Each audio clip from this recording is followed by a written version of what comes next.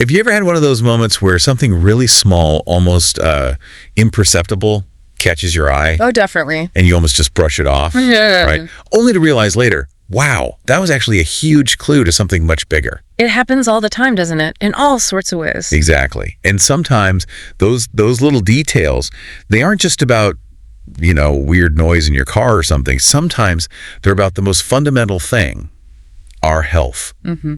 And today we're doing a deep dive into a topic where those seemingly tiny details can, well, quite literally mean the difference between life and death. We're talking about melanoma. Often called the black tumor cancer, a pretty stark name. It is.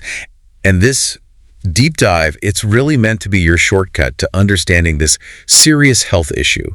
We're focusing hard on prevention and maybe even more critically, early detection. Our mission, like always, is to unpack the really vital info from all our sources, articles, research, and some very personal, real-life stories to help you get informed quickly, clearly, especially on something with such, well, profound personal stakes. It's amazing, isn't it, how often we might just overlook what our own bodies are telling us. Our skin, it's our largest organ. Right, our shield. Exactly, our first line of defense. Yet, if something changes on it, maybe something that just looks like a new mole or, I don't know, a beauty mark. Yeah, you might just ignore it. That's the instinct sometimes, yeah. Just shrug it off.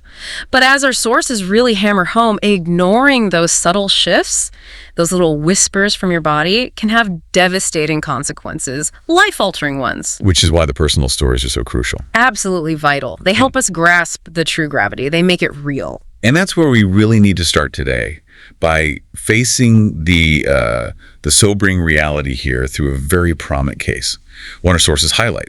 I'm sure many of you listening have heard the recent news. The world sadly said goodbye to Brandon Blackstock. Yeah, that was very sad news. Brandon, a well-known talent manager and probably better known as the former husband of singer Kelly Clarkson. He tragically lost his battle with melanoma. After a 3-year fight. A 3-year, very difficult fight against this relentless disease. Brandon's story, it really is a stark, undeniable reminder, isn't it, of just how serious this disease is and why public awareness, understanding, it's just so urgent. It hits differently when it's someone you recognize. It absolutely does. When you hear about someone in the public eye, someone whose story maybe you followed, struggling with, and then ultimately succumbing to something like melanoma, it stops being just a statistic. Right, it becomes human. It becomes a tangible human reality. It brings it right into our living rooms, our awareness, in a way numbers on a page just, well, they rarely do. And the 3-year duration. That detail, the 3 years, it really underscores the chronic, challenging nature of melanoma. Even for people who are aware, who are actively getting treatment, it's a tough battle. So his journey really frames the why for this deep dive. Precisely. Why focus on this? Because it matters deeply. It truly can touch anyone, anywhere. Brandon's story is that powerful personal anchor for understanding the stakes. It certainly is. Okay, so let's really unpack this then. What is melanoma exactly? We hear skin cancer a lot, but this is specific, right? More aggressive. It is very specific and, yes, particularly aggressive. So let's get to the core. Melanoma is a type of skin cancer, but it doesn't just pop up anywhere. It starts in very specific cells called melanocytes. Melanocytes, okay. Think of them like tiny pigment factories in your skin. They make melanin. That's the stuff that gives your skin, hair, eyes their color. And protects from the sun a bit. Exactly. Melanin is like your body's own natural sunscreen. It gives some protection against UV radiation. Melanoma starts when these melanocytes, these pigment factories, essentially go rogue. They start growing out of control, becoming cancerous. And that's where the black tumor nickname comes from. Often, yes. It frequently shows up as a dark, maybe black or very dark brown, spot or mole on the skin. That dark look is a key identifier, but it's so important to understand it's way more than just a dark spot. It has that reputation, the most dangerous type of skin cancer. It does hold that unwelcome distinction, yes. It is the most dangerous. Why? What makes it so much worse than, say, basal cell or squamous cell cancers that maybe people hear about more often? The main difference is its aggressive nature, biologically speaking, and its inherent ability to spread. The spread, okay. So, unlike some other skin cancers that often stay localized, grow pretty slowly, maybe just on the surface, melanoma can grow really fast. How fast? Worryingly fast, sometimes. Our sources emphasize that if you leave it untreated, it has this terrifying ability to go deep. down into the lower layers of the skin, and then into the body itself. So it grows downwards, not just outwards. Precisely. That vertical growth is a huge concern because the deeper it goes, the more likely it is that cancer cells can break off from that main tumor. And get into the system. Exactly. Into the bloodstream or the lymphatic system. Your body's highways, basically. And that leads us straight to that really critical and honestly terrifying word, metastasis. That's when it becomes a whole different ballgame, right? A systemic crisis. That's exactly it, metastasis. It's what makes melanoma so formidable, so different. Melanoma has this almost chilling ability to metastasize. Meaning it travels. It travels. Those cancer cells break away from the initial spot on your skin, hop into the bloodstream or lymph fluid, and journey to distant parts of your body. Where do they usually end up? Our sources point to common and very worrying sites: the lungs, the liver, or even the brain. Vital organs. Absolutely vital. And when melanoma sets up shop there, creating secondary tumors, the disease just transforms. It becomes much harder to treat, much more aggressive. Which loops right back to Early detection. That's why it's not just important, it's absolutely unequivocally critical for successful treatment for survival. Catch it before those cells start their journey. before they metastasize. Exactly. The earlier you catch it, the better the odds of stopping it before it becomes this multi-organ systemic problem. It really is a race against time. It's truly sobering just how aggressive and how fast it can move.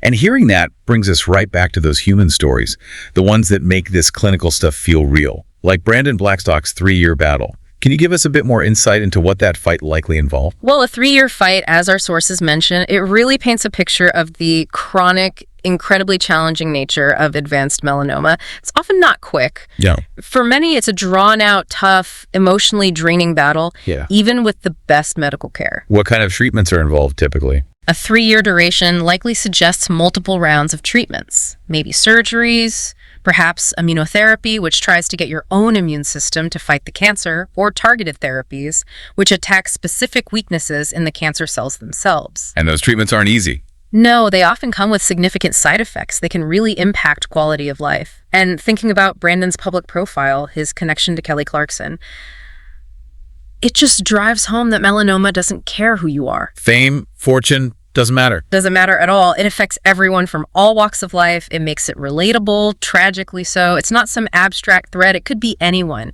His journey is that powerful public reminder. Even with resources, even with determination, melanoma is a formidable enemy. And his passing, sadly, becomes that profound reminder of the worst outcomes when it's not caught early or when treatment can't stop its progression. It carries a real emotional weight publicly. It really does. But thankfully, our sources also offer stories of hope, or at least stark contrasts. Stories where quick action made all the difference. Michelle Tagliamonte's story is a great example. Yes, absolutely. Michelle, a mom from Ohio, her situation was quite unusual. She noticed dark black lines on her thumb. On her thumb, not a mole. Right, under the nail. Not the typical spot most people think of, and that's why her story is so important. The key thing, the life-saving thing, was her immediate reaction. She didn't just dismiss it. Exactly. She didn't think, oh, maybe it's a bruise or fungus or whatever. She saw something weird, something new, and she acted. She sought medical attention right away. And that quick action. It led to a very early detection of a rare type called subungual melanoma, the kind under the nail.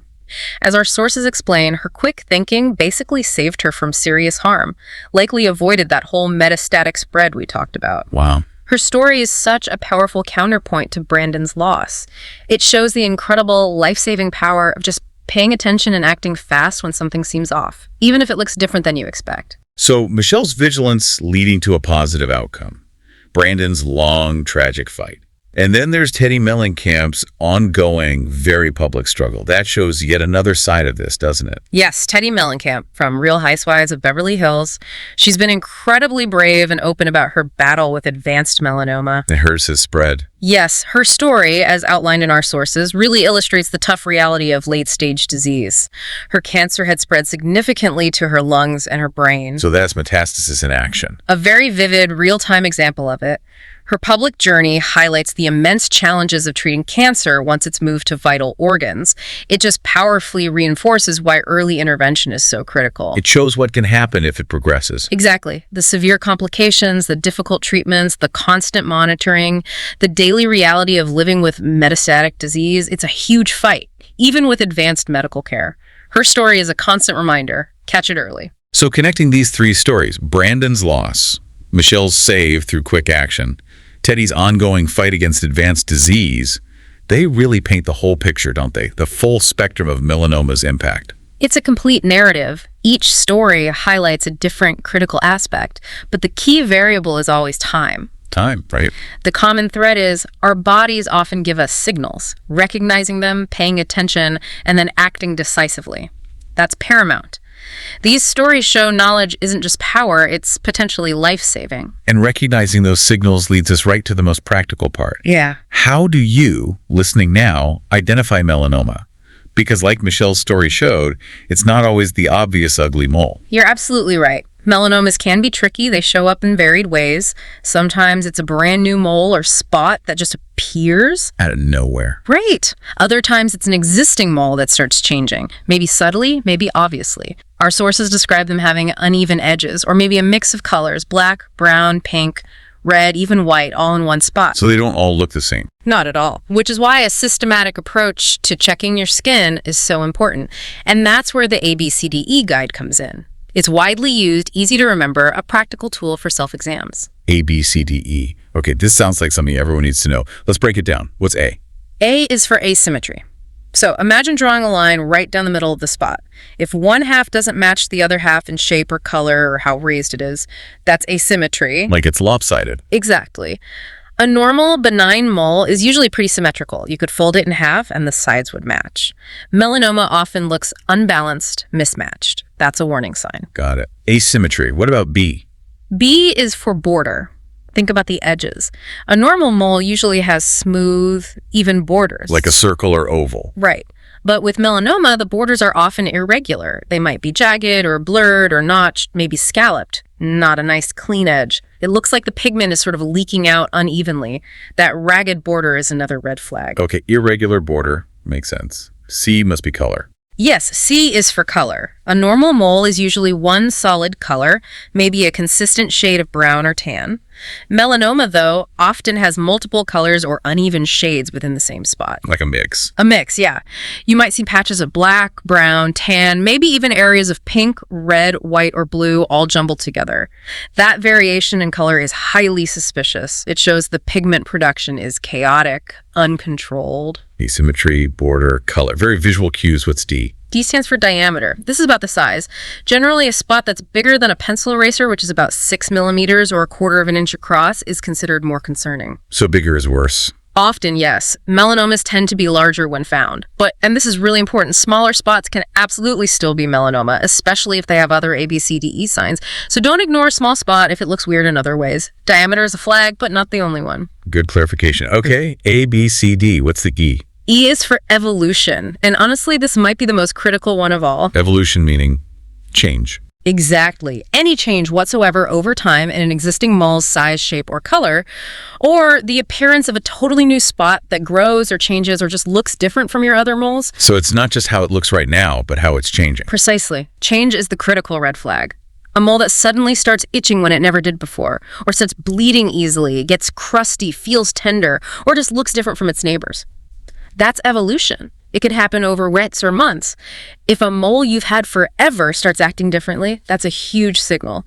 Pay attention to that story unfolding on your skin. Wow. Okay, so just to hammer this home for everyone listening, if you see any of these ABCDE signs, asymmetry, irregular border, varied color, diameter larger than a pencil eraser, or any evolution or change on a new spot or an old mole, Get it checked. get it checked by a doctor, ideally a dermatologist. Don't wait, don't guess. Just make the appointment. It's the most proactive thing you can do. Absolutely. The sooner the better. Urgency is key. So we know what it is, why it's dangerous, how to spot the warning signs with ABCDE. Now, who's actually most at risk?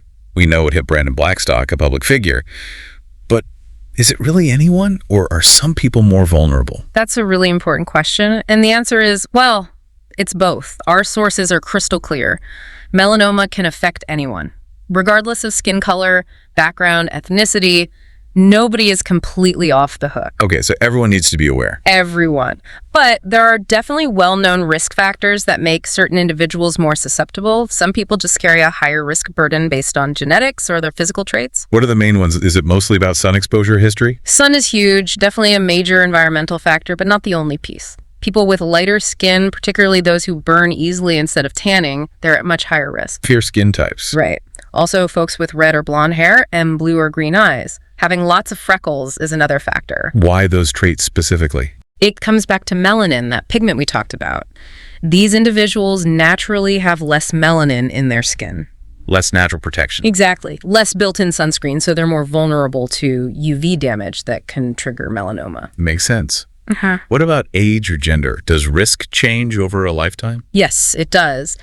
Generally, the risk increases as you get older. More lifetime sun exposure, more time for cell changes. It adds up. Okay, so older people are more at risk. Generally, yes. But new tea, and this is a really surprising and critical fact from our sources, especially for younger listeners, particularly women, melanoma is one of the most common cancers found in young women under 30. Under 30? Wow, that's not what most people would think. It really isn't. We often associate skin cancer with older age groups, but the data shows this significant vulnerability in younger women. It's often linked to things like tanning bed use and maybe intense sunbathing habits earlier in life. So awareness needs to start young, very young. Crucially important, it highlights the need for prevention across all ages. That statistic about young women is really striking. What other general risk factors are there? Like, does having a lot of moles matter? Definitely. Just having a large number of moles, say more than 50, increases your risk. More moles means more potential starting points for melanoma. Okay. Also, having atypical moles, sometimes called dysplastic nevi, these tend to be larger, maybe have irregular shapes or colors. They're considered somewhat precancerous and significantly raise your risk. In a family history. Huge factor. If a close relative, parent, sibling, child has had melanoma, your personal risk goes up substantially. There's definitely a genetic component. Right. And then, of course, back to the sun. Too much sun exposure without good protection is a massive contributor. Repeated sunburns, especially those blistering ones, particularly when you're young, that significantly elevates risk later on. It's the cumulative damage over a lifetime. So it's a mix of genetics, skin type, number of moles, and sun exposure habits. It's a combination of factors, exactly. It feels like a lot to worry about, understanding all those risks. Yeah. But you mentioned good news earlier. Our sources say melanoma is often preventable. That feels empowering. It is, absolutely. This is where we shift gears to what you can actually do. The truly great news is that, yes, melanoma is often preventable. We have a remarkable amount of control over reducing our risk. How? What are the key steps? Through simple but really effective actions we can all take. The goals are basically minimize harmful UV exposure, and maximize our ability to spot any changes super early if they do happen. Okay, give us the practical advice. What can people start doing today? First off, daily sunscreen, and I mean every single day. Rain or shine, cloudy, winter, doesn't matter. Even on cloudy days? Especially on cloudy days. UV rays cut right through clouds. They reflect off snow, water, sand. Sunscreen needs to be part of your daily routine, like brushing your teeth. How much should you use? Good question. Most people don't use enough. Aim for about a shot glass full for your whole body, maybe a teaspoon just for your face and neck, and crucially, reapply. Every 2 hours or sooner if you swim or sweat a lot, it wears off. Okay. Daily sunscreen, use enough, reapply. Got it. What up?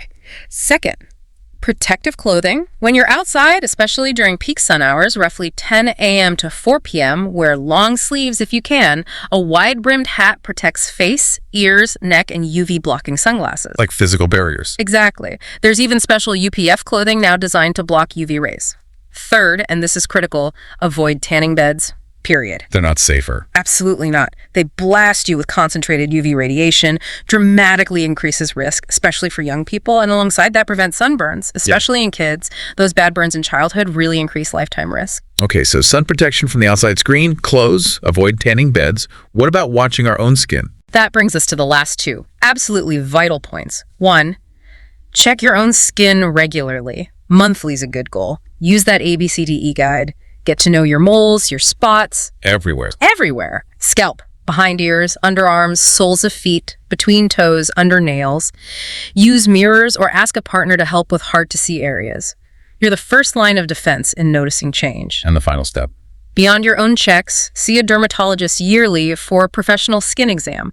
They're trained to spot things you might miss, especially in tricky spots, or identify those atypical moles that need watching. Maybe even more often if you have high-risk factors. So if we boil all this down, the single most important message is early detection saves lives. Without a single doubt, that is the core message. When melanoma is caught early, often when it's still just in the top layer of skin, it's usually highly treatable. With simple procedures, you said. Often, yes, like a straightforward surgical removal of the spot. Yeah. Compare that to the complex, grueling treatments needed for advanced cases like Teddy Mellencamp's or the long, tough battle Brandon Blackstock endured. Think back to Michelle Tagliamonte. Her quick action on that weird line under her nail.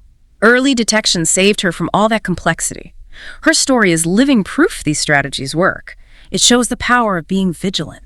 That really is powerful. A message of hope grounded in action. Yeah. So why does all this matter beyond just our own health? What's the bigger picture here? Because the reality, despite treatment advances, is still stark. Our sources cite this sobering statistic. Melanoma causes about 8,000 deaths in the U.S. alone. Every year. 8,000. That's a lot. It's not just a number. That's 8,000 families grieving, 8,000 communities impacted, 8,000 lives like Brandon Blackstock's cut short. It puts the impact into harsh perspective. It shows why every bit of prevention, every early detection, every conversation like this one matters so much. It's a public health issue. And while that number is scary, the knowledge we've shared today hopefully empowers people. It's not about fear, it's about action. Exactly right. By learning the signs, understanding your risks, and knowing how to stay safer, you can significantly lower your own risk.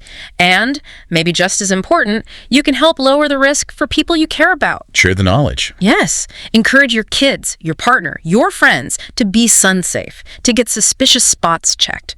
Awareness has a ripple effect. It's why even pop culture channels like that Celeb 20 source share this info. Public awareness is critical, and this life-saving knowledge needs to be easily accessible. Making complex info digestible and actionable. That's what we aim for. Precisely. It really is about equipping you, the listener, to be your own best health advocate, and maybe help protect your loved ones too. Staying informed, staying proactive, especially about skin health. It's an ongoing journey, isn't it? It truly is. Keep shining bright, everyone. Not just by knowing this stuff, but by living it. And maybe a final thought to leave you with. Given how easily a small spot on the skin can be missed, or just dismissed, think about the massive difference those few millimeters, that subtle color change can make in a life. It makes you wonder, doesn't it? What other small, seemingly insignificant details in our daily lives, health or otherwise, might actually hold the key to a much bigger story? That's a powerful thought, something to definitely mull over as you take this information in. Use it not just as facts, but as a new lens, a more vigilant way to look at your health, and maybe the health of those around you. We really encourage you to keep shining bright by staying aware, protecting your skin, and always checking in with yourself. Thanks for joining us on this really vital deep dive.